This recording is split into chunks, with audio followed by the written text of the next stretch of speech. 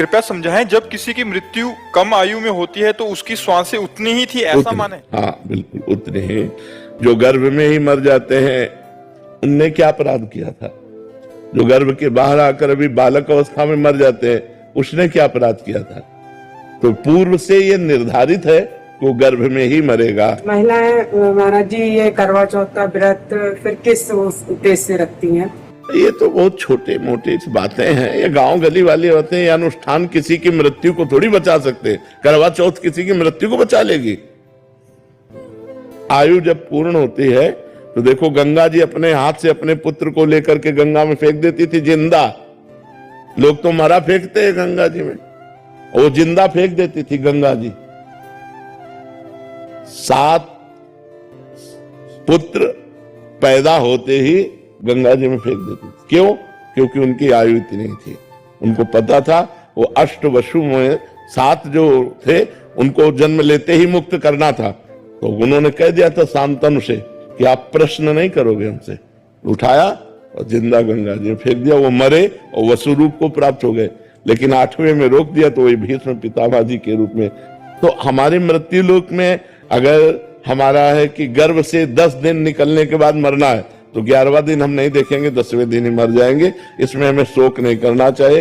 ये तो बिल्कुल पक्का समझो, जो विधना ने लिख दिया 6ठे राव के अंक, राय घटे न तिल बढ़े रहुरे जीव निशंक।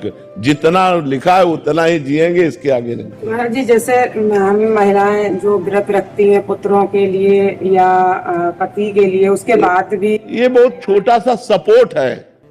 जैसे हमारी आयु 10 वर्ष है, अब हमको कोई विघ्न छोटा मोटा आने वाला है, माँ व्रत कर रही तो उसका जुकाम ठीक हो जाएगा, उसको बुखार नहीं, उसको चबेटा नहीं लगेगा, उसको चोट नहीं लगेगी। मृत्यु का निश्चित टाइम होता है, उसे रोका नहीं जा सकता।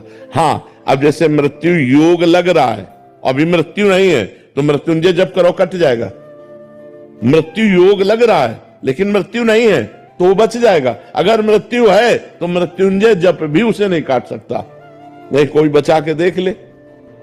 योग लग रहा है, पाप कर्म इतना उसका प्रभावशाली हो रहा है कि वो मृत्यु योग जैसा दंड देगा। तो मृत्युंजय जब किया योग कट गया। आयु नहीं, आयु अगर समाप्त हो गई है तो फिर समाप्त ही हो गई है, फिर उसे नहीं बढ़ाया जा सकता। नहीं, भगवान राम जी अपने पिता दशरथ जी को जीवित कर लेते और माता कौशल्या वैधव्य ना होती। विचार करो, यहां जो जन्मा राइट टाइम जब आया उसको यहां से जाना पड़ेगा। बिल्कुल कोई भी व्रत नियम संयम उसे नहीं रोक सकता। ये बाहरी सपोर्ट होता है, ये बाहरी सपोर्ट होता है। मृत्यु को नहीं रोका जा सकता। नहीं तो साधु महात्मा, मान लो आप एक करवा चौथ साल में एक बार ही तो होती करवा चौथ। यहाँ रोज करवा चौथ जैसा है। रोज उपासना है, रोज व्रत है, रोज लिया है, लेकिन मरते हैं ना संत महात्मा भी। जो रात दिन भजन करते हैं वो राइट टाइम मरते हैं कि नहीं? कोई जवानी में मर गया, कोई बुढ़ापा में मर गया, पर अभी इस जन्म में भगवान के पास जाना, इसलिए हमें कोई शोक नहीं है। समझ पा रहे आप?